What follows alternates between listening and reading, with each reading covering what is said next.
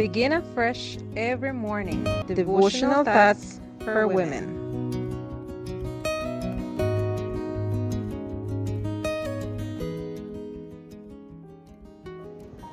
Greetings, dear friends.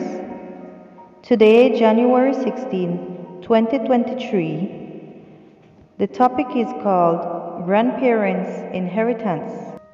Our scripture reading is taken from Genesis chapter 31, verse 53. The God of Abraham, the God of Nahor, and the God of their father judged between us. And Jacob swore by the fear of his father Isaac. Laban did not act toward Jacob with his usual meanness, perhaps because of the dream he had the night before, or because he was afraid that Isaac might join with his brother Esau to come back to take revenge on him. Just as with Jacob's father Isaac, the enemy requested a peace treaty. If you are a faithful and honest worker, and you are treated unfairly, trust that at some point, that person who makes your life impossible will seek a reconciliation. Even if you are not of the same faith, they will invoke the God you honor. Prepare to erect a monument of reconciliation. When the time came to make peace, these two men both mentioned their grandfather. Nahor was Laban's grandfather, and Abraham was Jacob's. Nahor and Abraham were brothers. In other words, their ancestors feared the same God. It is so important to leave a model of conflict resolution as a legacy. Although Laban did not practice the faith of his grandfather Nahor, he remembered to invoke the same God as his witness.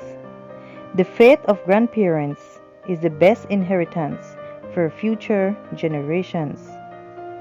It was the norm in that culture to have a third person serve as a witness when a pact was made, and to erect a monument as a visible reminder. So they both pledged with God as their witness that they would keep their promise made in that treaty. They built a stone table where they served the meal that would seal the treaty.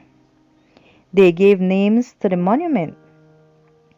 Jacob called it Mizpah, which means watchtower, and Laban called it Jegar, which is called Sahaduta, watchtower between the two of us.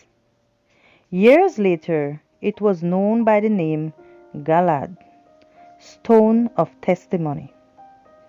Two languages, Hebrew and Aramaic. Two cultures, Jewish and Mesopotamian.